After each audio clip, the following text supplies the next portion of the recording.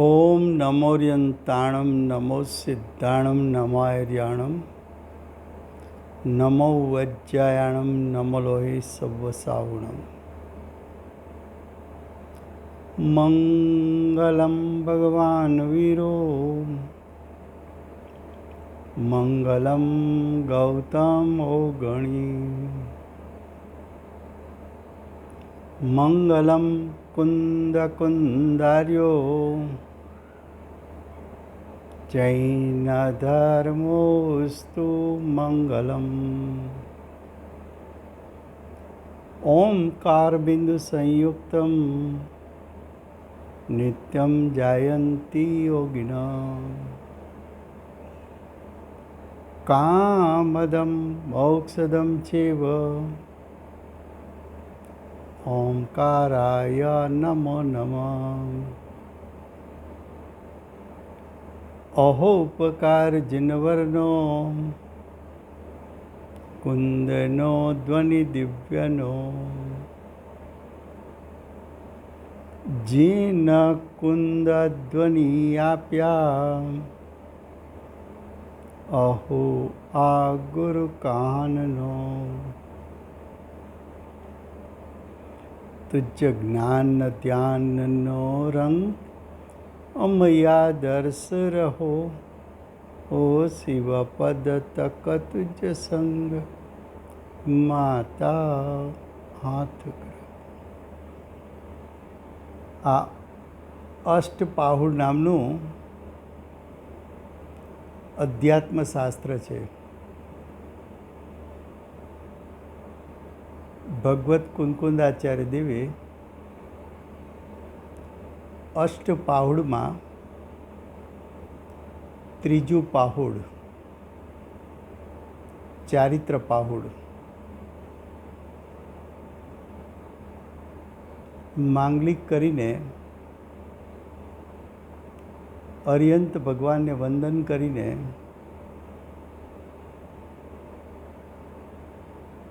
चारित्र पाहुड़ ने कहेवानी प्रतिज्ञा आचार्य भगवंते करी छे। आचार्य भगवंत चारित्र रूपना परिणाम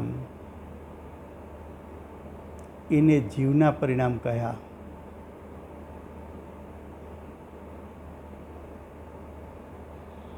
चारित्र सम्यक दर्शन सम्यक ज्ञान वगर होतुं नथी। चारित्र थी प्रगटती आत्मानी शुद्धि जेने कारणे ज्ञान दर्शन पण शुद्ध थाय छे।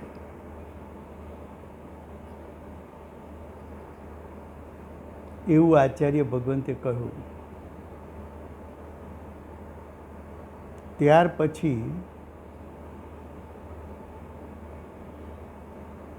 आचार्य भगवंत पांचमी गाथा थी चारित्रना प्रकार वर्णवे छे।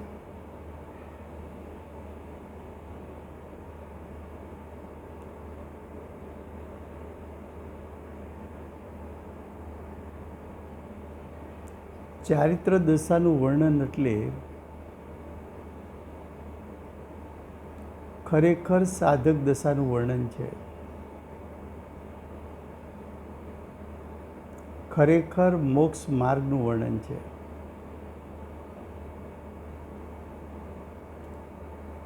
चारित्र दशानु वर्णन एटले मोक्षना कारणनु वर्णन है।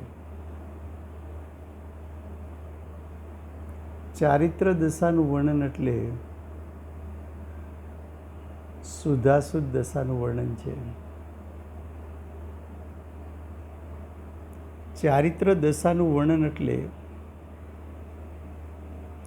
रत्नत्रयनी एकतानु वर्णन है।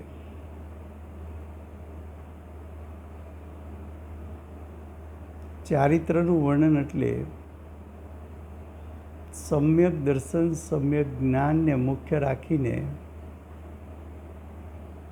આત્મસ્થિરતાનું વર્ણન છે.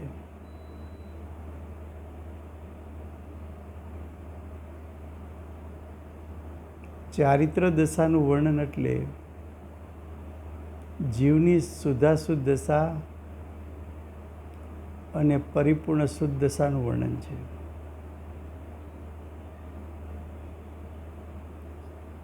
ચારિત્ર દશાનું વર્ણન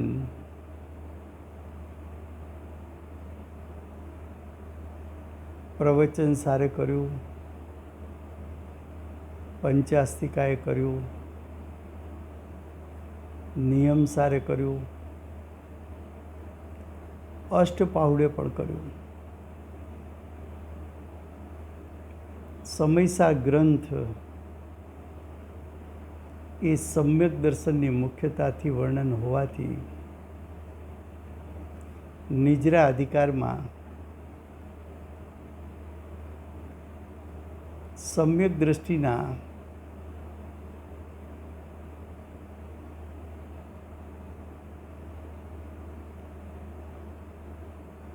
8 અંગથી વર્ણન કર્યું.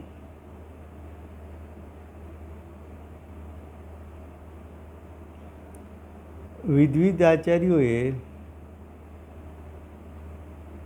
માનો કે અમૃતચંદ્ર આચાર્યદેવ છે, જેમણે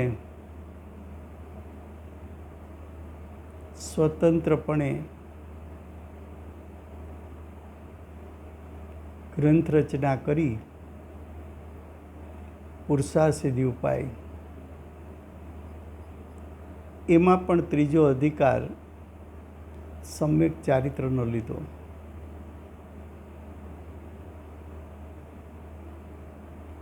જો કુંકુંદાચાર્યદેવની વાત કરીએ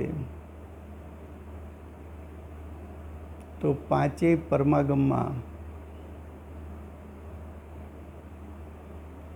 ચારિત્ર દશાની વાત એમણે ભિન્ન ભિન્ન પ્રકારથી લીધી છે. દાખલા તરીકે પ્રવચનસાર, ત્રીજો અધિકાર ચરણાનુયોગ ચુલ્લિકા, એમાં આચરણ પ્રજ્ઞાપન ચરણાનુયોગ ચુલ્લિકાનો પેટા પ્રથમ અધિકાર.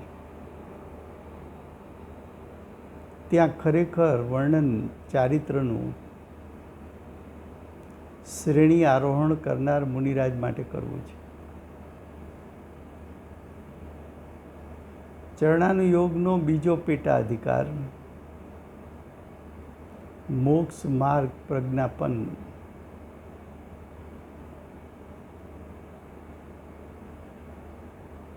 ત્યાં છઠ્ઠે સાતમે ગુણસ્થાને ઝૂલતા મુનિનું વર્ણન કરવું છે.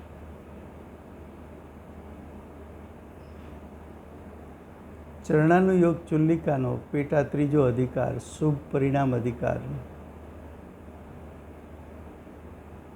ત્યાં છઠ્ઠે સાતમે ગુણસ્થાને ઝૂલતા મુનિરાજ એની શુદ્ધતા સાથે શુભ પરિણામ કેવા હોય છે એમ કહીને ચારિત્રનું વર્ણન કરવું છે. પંચાસ્તિકાયમાં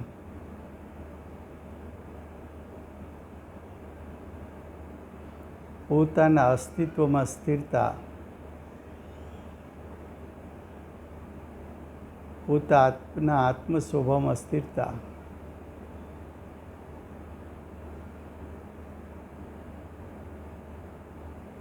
પંચાસ્તિકાએ 2 અધિકારની રચના કરી છે. એમાં બીજો અધિકાર એના પેટા 2 અધિકાર છે. પહેલો અધિકાર 9 પદાર્થનું વર્ણન છે.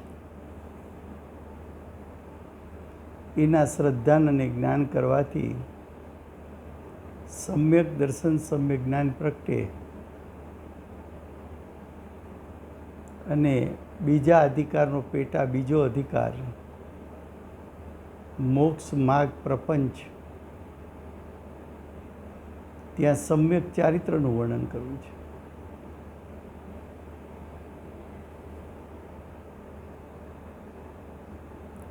પોતાના સ્વ અસ્તિત્વમાં સ્થિરતા કરવી એ સમ્યક ચારિત્ર છે.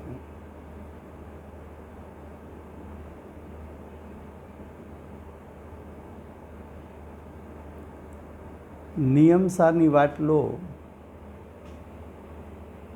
તો આચાર્ય ભગવંતે 12 અધિકારમાંથી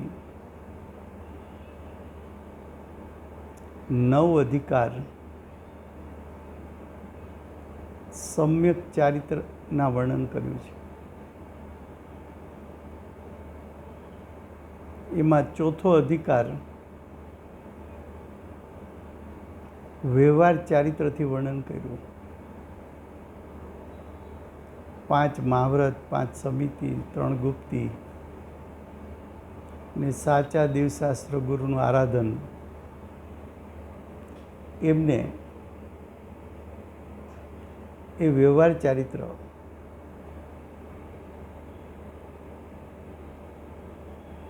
પાંચમા અધિકારથી 12મા અધિકાર સુધી 8 અધિકાર નિશ્ચય ચારિત્રના લીધા.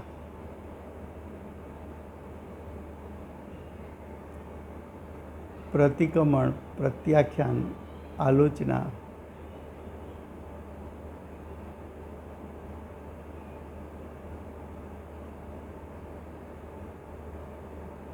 પ્રાયશ્ચિત, ભક્તિ, સમાધિ, આવશ્યક અને સદુપયોગ અધિકાર. 8 અધિકાર નિશ્ચય ચારિત્રની મુખ્યતાથી લીધા.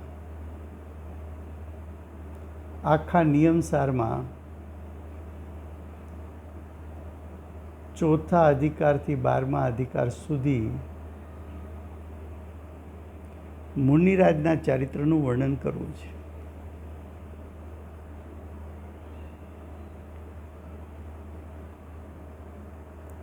અષ્ટપાહુડે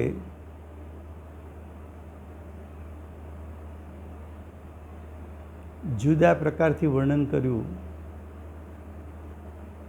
કે ચારિત્રની શુદ્ધતાને કારણે સમ્યક દર્શન, સમ્યક જ્ઞાન પણ શુદ્ધ થાય છે.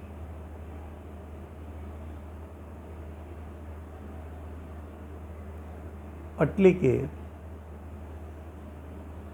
સમ્યક દર્શન, સમ્યક જ્ઞાનમાં અતિચાર દોષ રહેતા નથી.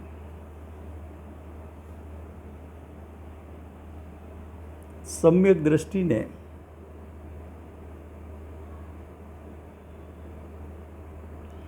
પચીસ પ્રકારે, એટલે કે 8 પ્રકારની શંકા,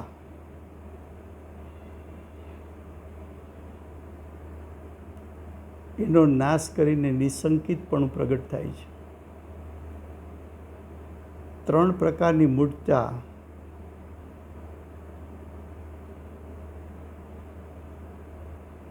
અને 6 અનાયતન,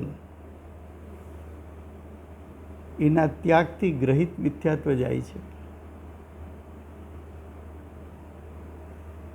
અને 8 પ્રકારના મદ,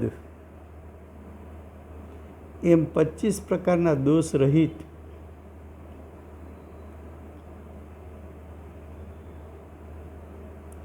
નિરતિચાર સમ્યક દર્શન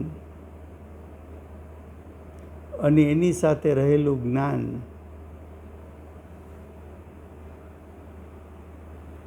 એવું સમ્યક દર્શન, સમ્યક જ્ઞાન અતિચાર દોષ રહિત થાય છે. એવું સમ્યક ચરણ ચારિત્ર પ્રગટ થાય છે.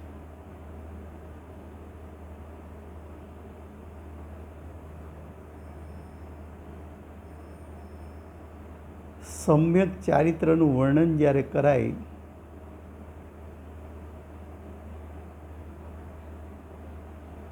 ત્યારે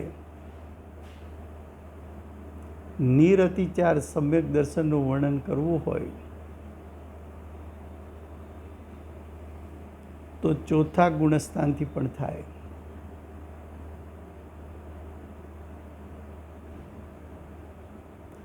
પણ વ્રત સહિતનું ચારિત્ર લેવું હોય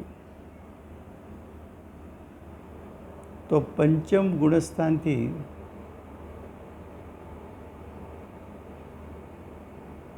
અને છઠ્ઠે સાતમે ગુણસ્થાને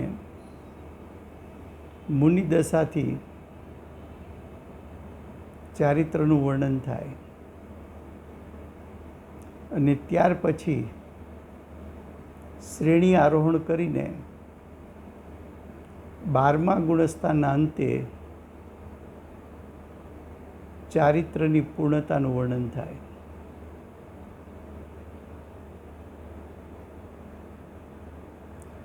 અષ્ટપાહુડમાં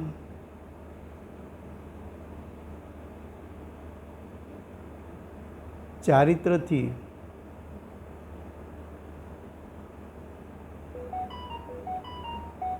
મુખ્ય વાત એ લેવી છે કે 363 પાખંડ મતમાં આવું ચારિત્ર હોતું નથી. એ નાસ્તિથી વર્ણન છે.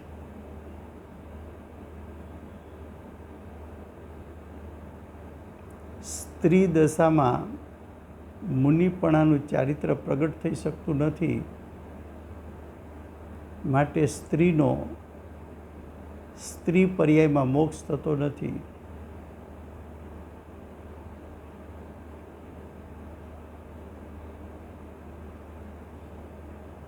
અને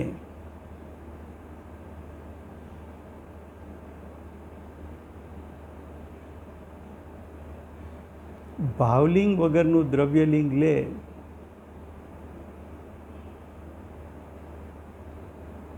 તો એ સમ્યક ચારિત્ર નથી.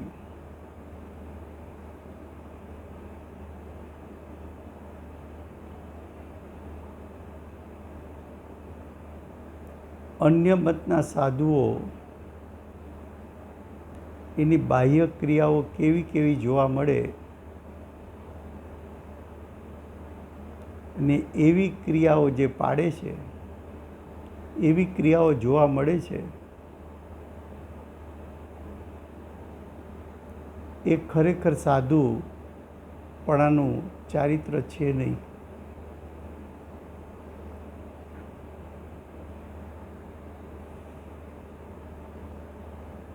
તો 363 પાખંડ મતમાં સમ્યક ચારિત્ર દશા હોતી નથી. ભાવલિંગ વગરનું દ્રવ્યલિંગ એ સમ્યક ચારિત્ર કહેવાતું નથી. સ્ત્રી પર્યાયમાં મુનિપણું ગ્રહણ કરી શકાતું નથી. તો સ્ત્રીને મુનિને યોગ્ય ચારિત્ર દશાની પ્રગટતા થઈ શકતી નથી.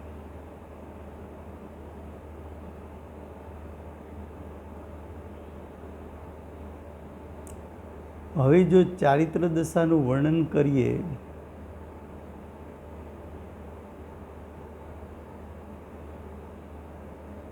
તો 4 થી 12 ગુણસ્થાન થઈ શકે.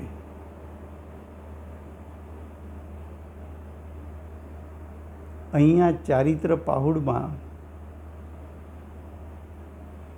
ચારિત્રનું વર્ણન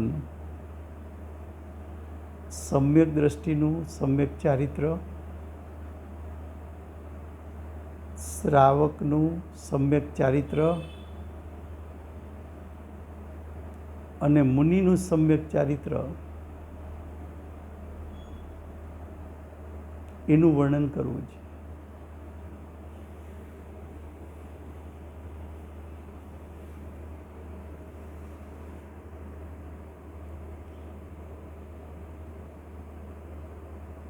ચારિત્ર દશાનું વર્ણન અનેક શાસ્ત્રોમાં કર્યું છે.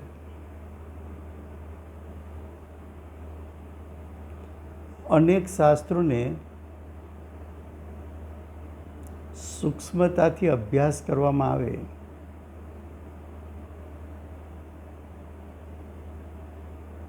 તો ચારિત્ર દશાનું વર્ણન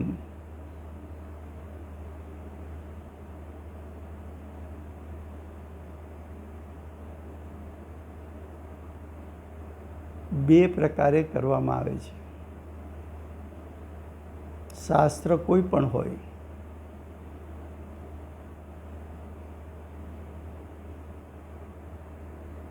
શાસ્ત્ર કોઈ પણ હોય, ચારિત્ર દશાનું વર્ણન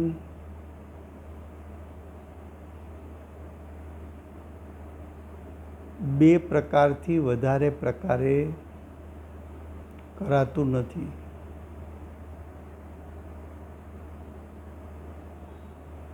ચાહે વર્ણન સમ્યક દ્રષ્ટિનું કરો,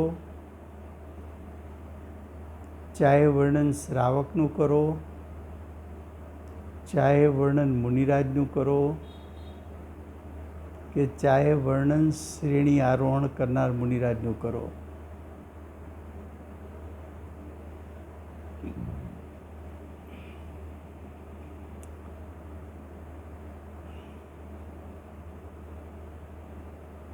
બે પ્રકારમાંથી પ્રથમ પ્રકારનો વિચાર કરીએ તો નિશ્ચયપૂર્વક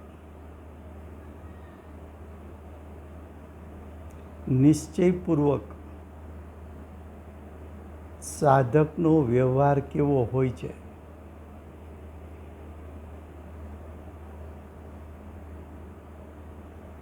તો નિશ્ચયપૂર્વક વ્યવહારનું વર્ણન એવો એક પ્રકાર.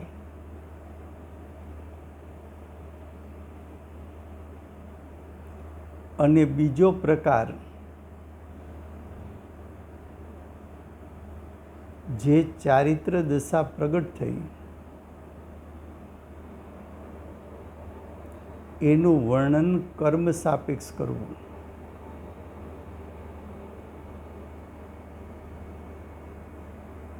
આ બે પ્રકારથી વર્ણન થાય.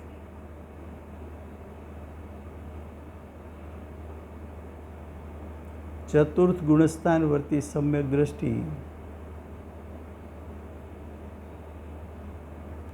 એનો નિશ્ચયપૂર્વક વ્યવહાર કેવો છે એવું ચતુર્થ ગુણસ્થાન વર્તી સમ્યક દ્રષ્ટિનું એક વર્ણન.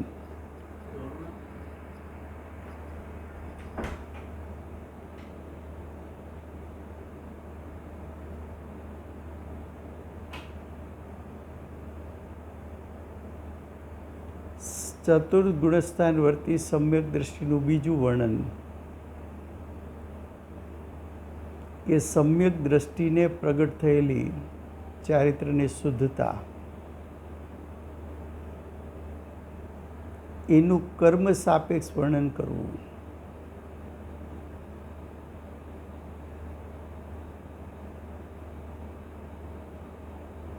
તો સમ્યક દ્રષ્ટિનું વર્ણન બે પ્રકારે થાય. એમ શ્રાવકનું વર્ણન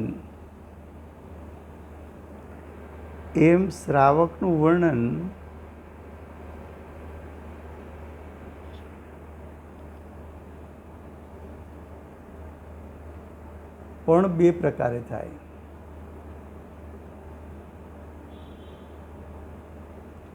એમનો નિશ્ચયપૂર્વક વ્યવહાર કેવો છે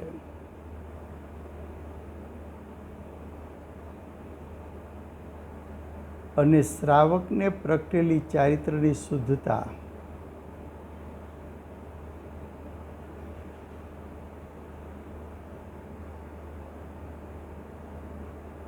એના નિમિત્તે કર્મોની સ્થિતિ અથવા શ્રાવકનું વર્ણન કર્મ સાપેક્ષ કરવું.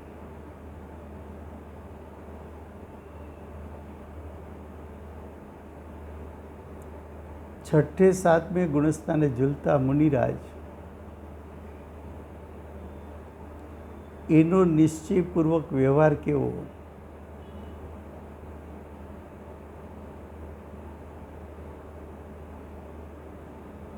અને છઠ્ઠે સાતમે ગુણસ્થાને પ્રગટ થયેલી ચારિત્ર દશા એનું વર્ણન કર્મ સાપેક્ષ કરવું.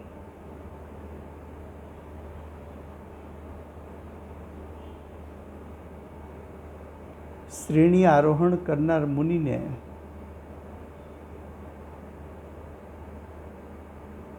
નિશ્ચયપૂર્વકનો વ્યવહાર એટલે કે અબુદ્ધિપૂર્વકનો રાગ, સુત્તા સાથે રહેલો અબુદ્ધિપૂર્વકનો રાગ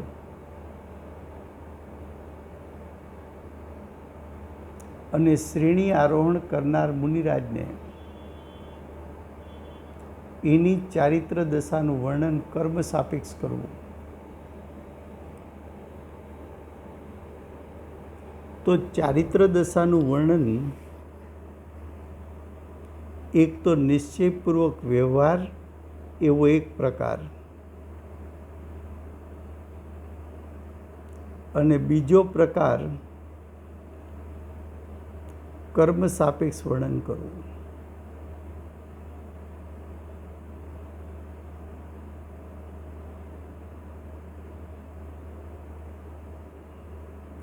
ખરેખર ચારિત્ર દશાનું વર્ણન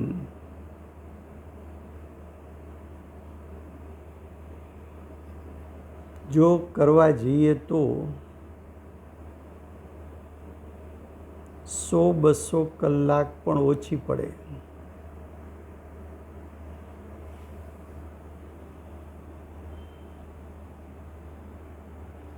હવે ચારિત્ર દશાનું વર્ણન નિશ્ચયપૂર્વક વ્યવહાર એટલે શું?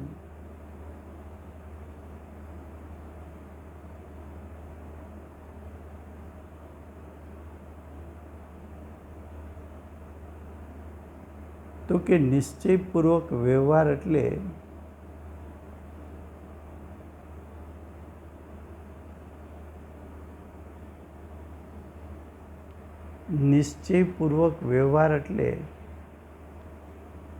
સાધક દશામાં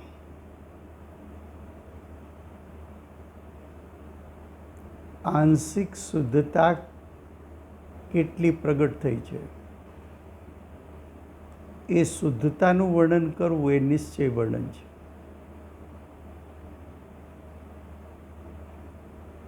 શુદ્ધતા સાથે શુભભાવ કેવો છે એ વર્ણન કરવું એ વ્યવહાર વર્ણન છે. શુદ્ધતા શુભભાવપૂર્વક અશુભનો ત્યાગ કેવો છે એ વર્ણન કરવું એ વ્યવહાર વર્ણન છે.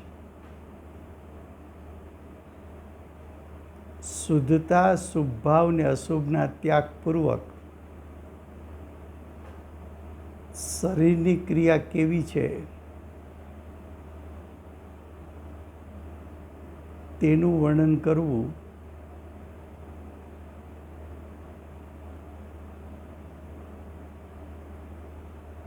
એ વ્યવહાર વર્ણન છે.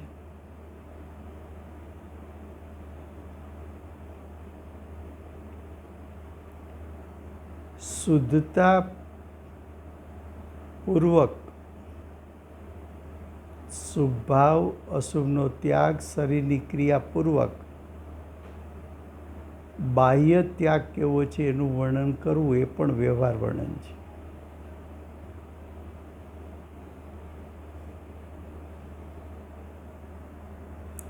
આવું નિશ્ચયપૂર્વક વ્યવહારનું વર્ણન 5 મહાવ્રતનું કરવું, 5 સમિતિનું કરવું, 5 ઇન્દ્રિય જયનું વર્ણન કરવું, 5 આચારનું વર્ણન કરવું, 3 ગુપ્તિનું વર્ણન કરવું, 6 આવશ્યકનું વર્ણન કરવું, 10 લક્ષણ ધર્મનું વર્ણન કરવું, 12 ભાવનાનું વર્ણન કરવું, 12 પ્રકારના તપનું વર્ણન કરવું, 22 પ્રકારના પરિસરનું વર્ણન કરવું, 28 મૂળગુણનું વર્ણન કરવું, સલ્લેખના વ્રતનું વર્ણન કરવું,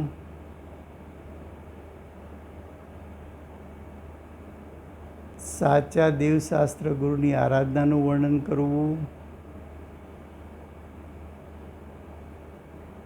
એ બધું નિશ્ચયપૂર્વકનો વ્યવહાર છે.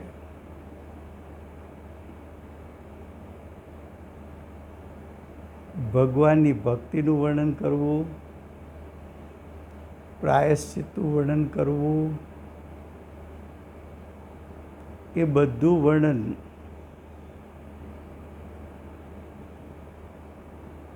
ભૂમિકા અનુસાર, એટલે ચોથું ગુણસ્થાન, પંચમ ગુણસ્થાન, છઠ્ઠું સાતમું ગુણસ્થાન ને શ્રેણી આરોહણ, એ વર્ણન થઈ શકે.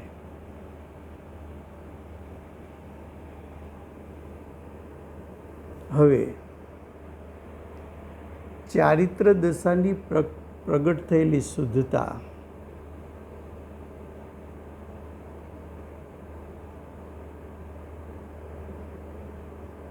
અને સાધકની કર્મ અવસ્થા,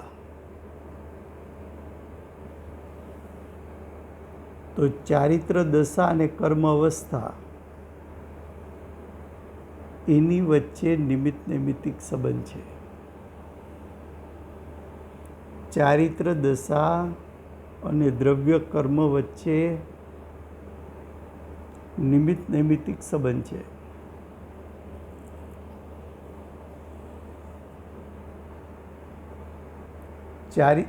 કર્મ અવસ્થા 3 પ્રકારની છે. સત્તામાં પડેલા કર્મ, ઉદયમાં આવતા કર્મ, નવા બંધાતા કર્મ. એ 3 પ્રકારના કર્મોને સાધક દશામાં પ્રગટેલી શુદ્ધતા સાથે નિમિત્ત નૈમિત્તિક સંબંધ છે. સાધકની શુદ્ધતા વધતી જાય એમ કર્મની શક્તિ હણાતી જાય. સત્તામાં પડેલા કર્મ એની શક્તિ પણ હણાય, ઉદયમાં આવતા કર્મ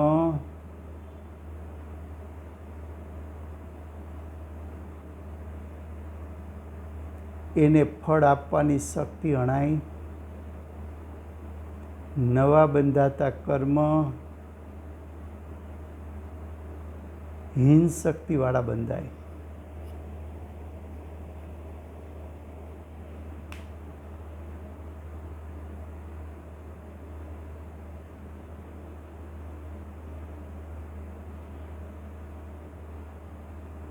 ગુણસ્થાન પ્રમાણે, એટલે કે ચોથા ગુણસ્થાન કરતાં 5મા ગુણસ્થાને શુદ્ધતા વધી છે. મુનિપણામાં શુદ્ધતા વિશેષ વધી છે અને શ્રેણી આરોહણ કરવામાં વિશેષ શુદ્ધિની વૃદ્ધિ થતી જાય છે.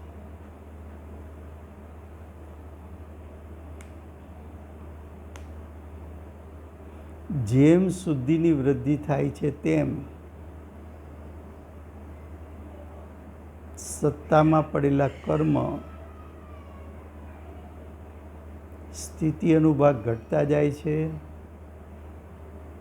કર્મોની નિજરા થતી જાય છે, સર્વઘાતી પ્રકૃતિઓ દેશઘાતીમાં પરિવર્તિત થાય છે,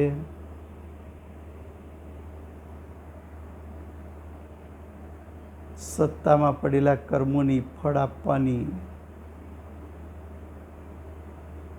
શક્તિહીન થાય છે, સત્તામાં પડેલા કર્મોનો ક્ષયોપશમ થાય છે.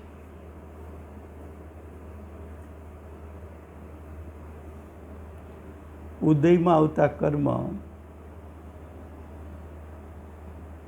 જ્યારે સત્તામાં પડેલા કર્મની જ શક્તિહીન થઈ તો ઉદયમાં આવતા કર્મનું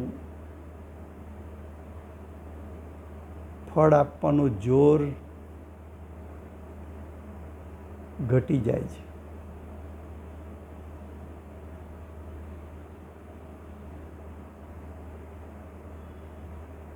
અને સાધક જીવે ગુણસ્થાન પ્રમાણે મિથ્યાત્વ અને કસાયોનો ત્યાગ કર્યો હોવાથી નવા બંધાતા કર્મ અલ્પ સ્થિતિ અનુભાગવાળા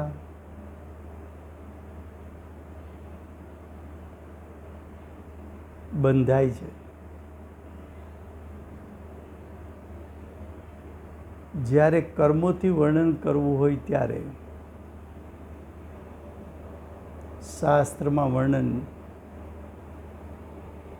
પ્રતિક્રમણ પ્રત્યાખ્યાન આલોચનાથી એનું વર્ણન કરાય છે, અથવા ગુણસ્થાન પ્રમાણે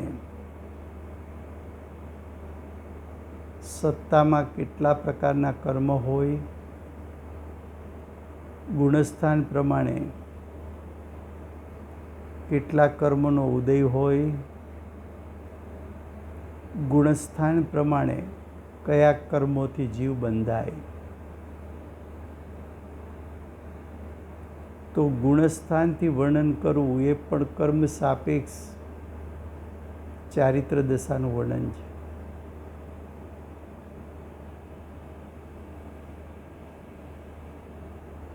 ફરીવાર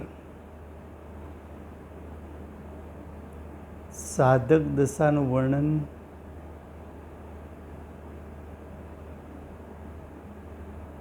ચાર ભૂમિકા પ્રમાણે થાય.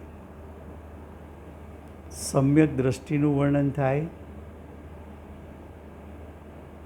શ્રાવકનું વર્ણન થાય, છઠ્ઠે સાતમે ગુણસ્થાને ઝૂલતા મુનિનું વર્ણન થાય, શ્રેણી આરોહણ કરનાર મુનિનું વર્ણન થાય.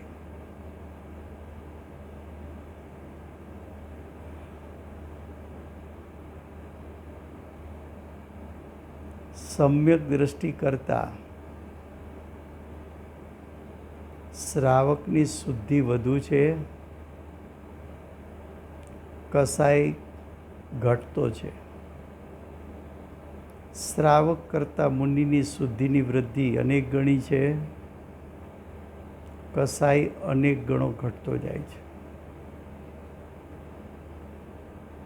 મુનિ કરતાં શ્રેણી આરોહણ કરનાર મુનિનું શુદ્ધિની વૃદ્ધિ અનેક પ્રકારની છે અને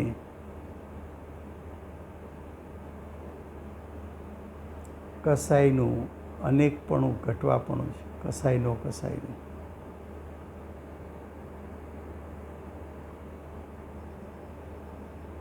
સાધક દશાનું વર્ણન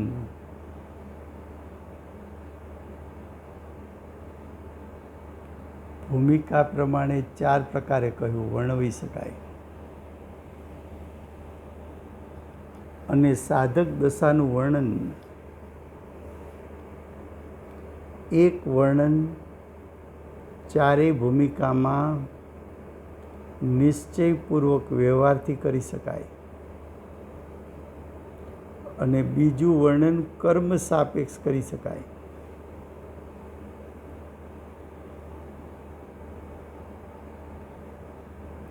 પ્રવચન સારે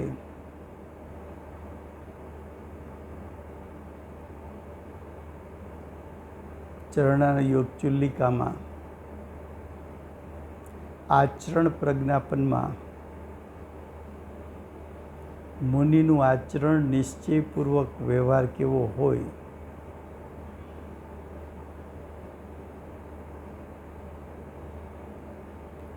મોક્ષ માર્ગ પ્રજ્ઞાપનમાં નિશ્ચયપૂર્વકનો વ્યવહાર કેવો હોય અને ચરણાનુયોગ ચુલ્લિકામાં પેટા ત્રીજો અધિકાર શુભ ઉપયોગ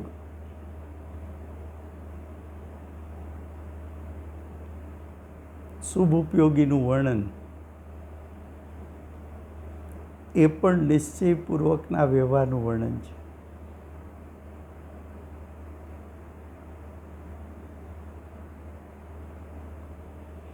નિયમસાર વ્યવહાર ચારિત્ર એ નિશ્ચયપૂર્વક વ્યવહારનું વર્ણન છે.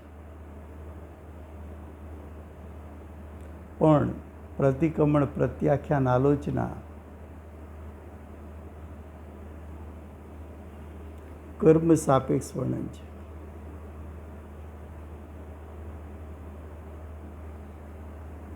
ભક્તિ સમાધિ પ્રાયશ્ચિત આવશ્યક એ નિશ્ચયપૂર્વક વ્યવહારનું વર્ણન છે.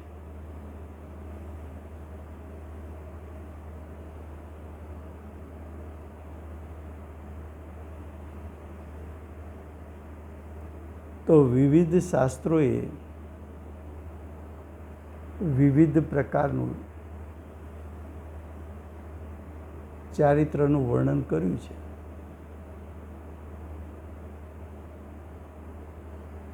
એમ અહીંયા આચાર્ય ભગવાન ચારિત્ર પાહુડમાં 5મી ગાથામાં 2 પ્રકારે ચારિત્ર કહેશે. એ 2 પ્રકારનું ચારિત્ર એટલે સમ્યક દ્રષ્ટિની ભૂમિકાનું એક ચારિત્ર અને બીજું ચારિત્ર શ્રાવક અને મુનિનું ચારિત્ર. સમ્યક દ્રષ્ટિનું જે ચારિત્ર છે એને આચાર્ય ભગવંત સમ્યક્ત્વ ચરણ ચારિત્ર કહે છે. સામાન્ય રીતે ચતુર્થ ગુણસ્થાન વર્તી સમ્યક દ્રષ્ટિનું ચારિત્ર આપણે સ્વરૂપાચરણ ચારિત્ર નામથી ઓળખીએ છીએ. પણ અહીંયા આચાર્ય ભગવાનને સમ્યક્ત્વ ચરણ ચારિત્ર એટલા માટે કહ્યું છે કે ચારિત્ર પ્રગટતા ચારિત્રને કારણે સમ્યક દર્શન સમ્યક જ્ઞાન શુદ્ધ થાય છે. એટલે કે સમ્યક દર્શન નિરતિચાર થાય છે. એટલે કે અતિચાર દોષ રહિત થાય છે.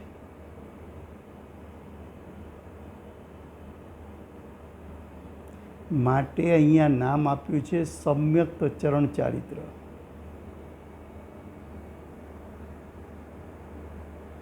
શ્રાવકનું ચારિત્ર સંયમાસંયમ ચારિત્ર, મુનિનું ચારિત્ર સંયમ ચારિત્ર. એટલે સંયમના 2 ભેદ કરીને બીજું ચારિત્ર બતાવશે. એક સંયમાસંયમ ચરણ ચારિત્ર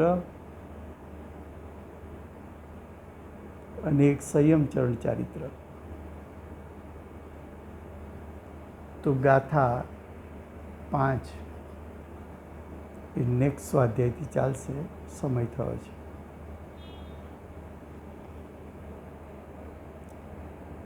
પૂર્ણ ચારિત્ર દશાને પ્રાપ્ત એવા શ્રી સિમંદર ભગવાનનો જય હો.